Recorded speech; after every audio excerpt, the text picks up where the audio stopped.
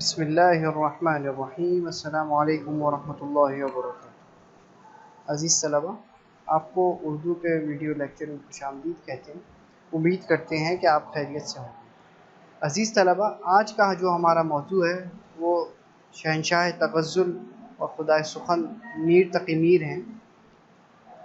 میر تقی میر، عزیز طلبہ، ان کو اردو ادب کا شہنشاہ اور خدائے سخن کہا جاتا ہے، اور ان کی جو پوری زندگی ہے وہ مصائب اور غموں میں گزری ہے، اور قدرت نے انہیں حساس شاعرانہ دل و دماغ جو ہے وہ عطا کیا تھا۔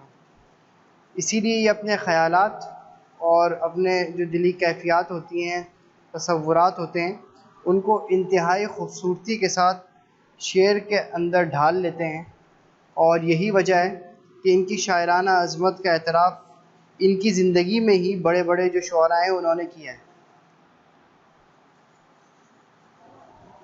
اب ہم ان کی شاعری کی خصوصیت کی اگر بات کریں تو میر تقی میر جو ہے وہ ان کی شاعری کی خصوصیات جو ہے وہ فردن فردن ہم آپ کے سامنے رکھتے ہیں۔ تو سب سے پہلے جو بات ہے وہ درد و غم کے حوالے سے۔ میر تقی میر کی شاعری کی سب سے بڑی خوبی جو ہے وہ درد و غم ہے، اور انہوں نے ذاتی جو احساسات ہیں، جذبات ہیں، اور درد و غم کے اظہار کے لیے ایک ایسا بے تکلفانہ انہوں نے لب و لہجہ اپنایا ہے کہ پڑھنے والوں کو اس میں اپنے ہی جذبات اور درد و غم کی جھلک جو ہے وہ نظر آتی ہے۔ گویا کہ میر تقی میر جو ہیں وہ اپنے ذاتی غم کو آفاقی غم بنا کر پیش کر رہے ہیں، اور درد و غم کے معاملے میں میر تقی میر کا ہر شعر درد مند دل کی ایک آہ اور آنسو بن جاتا ہے۔ ایک جگہ پہ یہ کہتے ہیں، مجھ کو شاعر نہ کہو میر کے صاحب ہم نے، درد و غم کتنے کیے جمع تو دیوان کیا۔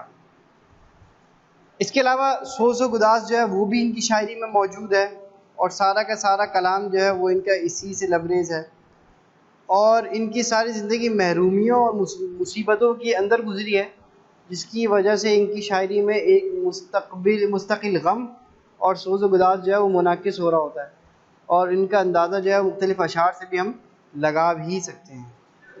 اس کے علاوہ سادگی جو ہے وہ بھی ان کے شاعری کے اندر موجود ہے، اور جو شاعری ہے اس کے اندر سلاست بھی ہے اور سادگی بھی ہے، اور ان کی خوبی کہلائی جاتی ہے کہ یہ اپنے دل کی بات نہایت سادے اور بھولے بھالے انداز میں کہتے ہیں۔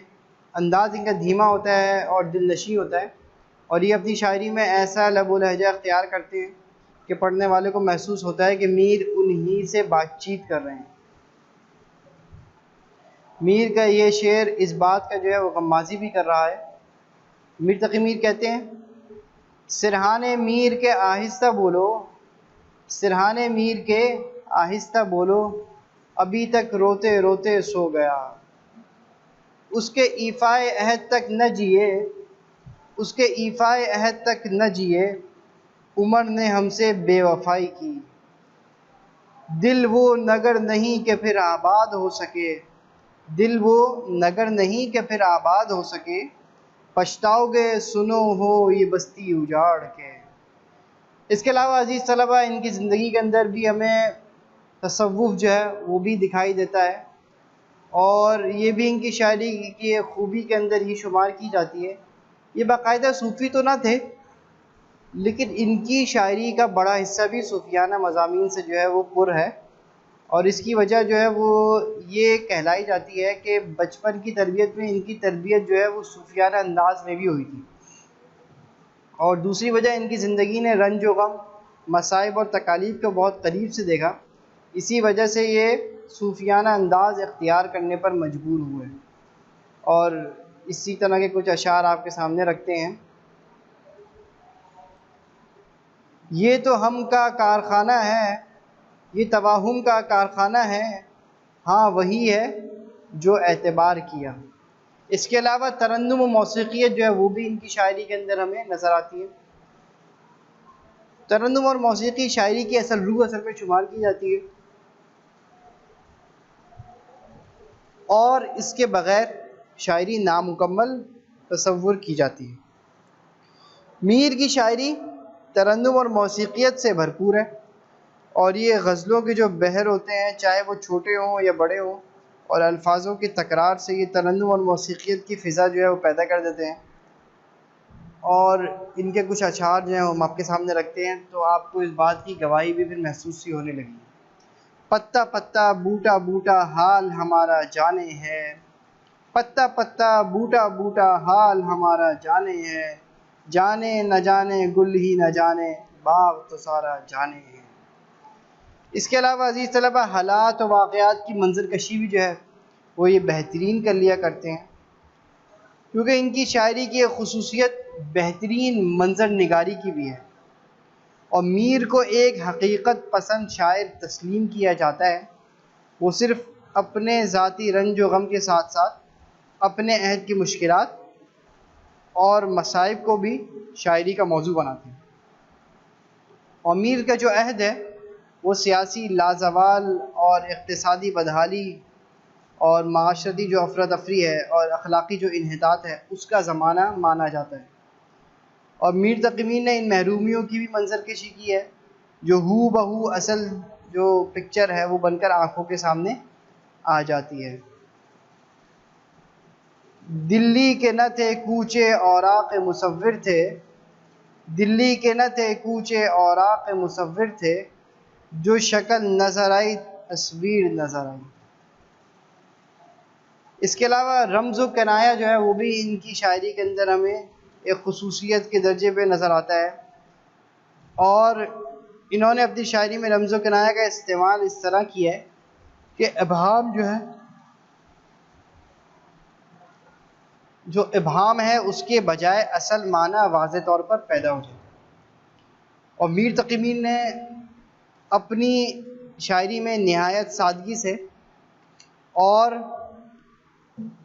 انہوں نے نہایت سلیس انداز اختیار کرتے ہوئے رمز و کنایہ کو موضوع کر کے دکھایا ہے، اور ان کا یہ شعر اس بات کی گواہی بھی دے رہا ہے۔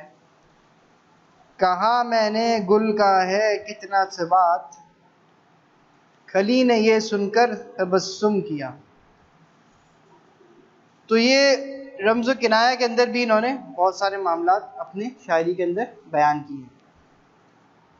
اس کے علاوہ ہم دیکھیں تو عجز و انکساری جو ہے وہ بھی ان کی شاعری میں ہمیں نظر آتی ہے۔ میر تقی میر کیونکہ خود بھی درویش صفت اور صبر و تحمل کے حامی اور گوشہ نشینی کو پسند کرنے والے تھے، اور یہ اپنی شاعری پر فخر کرتے تھے، لیکن ان کا فخر عجز و انکساری میں ڈوبا ہوا نظر آتا ہے۔ انسانوں سے محبت اور انسانیت کا درد جگہ جگہ ان کی شاعری میں موجود ہے، اور اس سلسلے میں میر کہتے ہیں فقیر نہ آئے صدا کر چلے، فقیر نہ آئے صدا کر چلے، میاں خوش رہو ہم دعا کر چلے۔ تو عزیز طلبہ، میر تقی میر جو ہیں ان کی شاعری کا اعتراف رام بابو سکینہ اس طرح کرتے ہیں کہ میر تقی میر اردو کے شیخ سعدی ہیں، اور ان کا کلام آفاقی شاعری ہے۔ اور ڈاکٹر ابواللیث صدیقی میر تقی میر کے متعلق انہوں نے ایک جگہ پہ لکھا ہے کہ میر تقی میر شہنشاہ سخن نہیں بلکہ خدا سخن ہے، اور ان کا کلام ان کے زمانے میں مقبول تھا ویسا ہی آج بھی مقبول ہے۔ تو یہ تھا ہمارا آج کا ویڈیو لیکچر، کیونکہ میر تقی میر کے حوالے سے تھا۔ انشاءاللہ اگلے لیکچر میں آپ سے دوبارہ ملاقات ہوگی، تب تک کے لیے السلام علیکم ورحمۃ اللہ وبرکاتہ۔